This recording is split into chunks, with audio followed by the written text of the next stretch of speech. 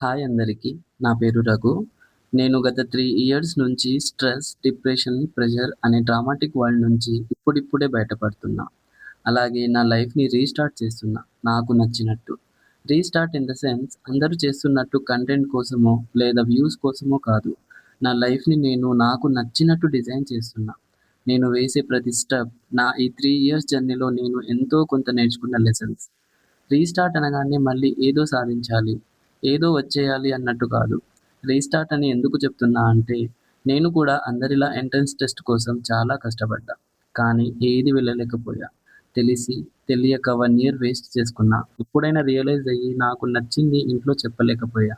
Family, relatives, friends, పక్కవాళ్ళు, వీధి వాళ్ళు, వాళ్ళు వీళ్ళు ఏమనుకుంటున్నారు అని భయపడి మళ్ళీ 2 ఇయర్స్ నా టైంని తెలిసి వేస్ట్ చేసుకున్నా.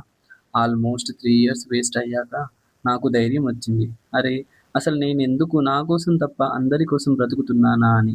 ఇష్టం లేని ఫీల్డ్ కోసం అంతలా టైం వేస్ట్ చేయడం ఎందుకు అని. తెలిసి తెలియక చేసిన తప్పు మళ్ళీ మళ్ళీ చేస్తున్నా ఎందుకని నాకు నేనే క్వెషన్ చేసుకున్నా. అప్పుడే నా లైఫ్‌లో నాకు రీస్టార్ట్ అనే పదానికి పూర్తిగా అర్థం తెలుసుకున్నా. నేను నాకు నచ్చింది చేయాలి.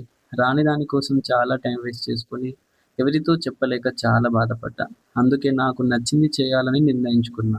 సక్సెస్ అవుతానా, ఫెయిల్యూర్ అవుతానా సెకండరీ. కానీ నచ్చింది చేస్తున్నందుకు చాలా హ్యాపీగుంది. నేను ఈ 3 ఇయర్స్‌లో చాలా కోల్పోయా. కానీ ఆ టైంలో నేర్చుకున్నది మాత్రం కొండంత. నేను కోల్పోయిన దాని నుంచి తెలుసుకున్న ప్రతి డ్రాబ్యాక్స్‌ని మీతో షేర్ చేయాలనుకుంటున్నా.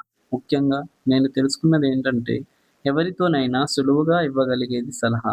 అంతే సులువుగా తీసుకోలేనిది నిర్ణయం. ఈ సలహా నిర్ణయాల వల్ల నేను అలాగే నాలాగా చాలామంది స్టూడెంట్స్ తమ యొక్క లైఫ్‌ని స్పాయిల్ చేసుకుంటున్నారు. ముఖ్యంగా ఇంటర్మీడియేట్ తర్వాత. సో, నేను మిస్ చేసుకున్న ఆపర్చునిటీస్ అన్నీ తిరిగి రాలేకపోవచ్చు. కానీ దానికంటే బెస్ట్ ఇవ్వాలని డిసైడ్ అయ్యా. ఈ జర్నీలో నేను సక్సెస్ అయినా, అవ్వకపోయినా నాకు లైఫ్ టైమ్ సాటిస్ఫాక్షన్ ఉంటుంది. అట్‌లీస్ట్ నాకు నచ్చింది నేను చేస్తూ ఓడిపోయా కదా అని.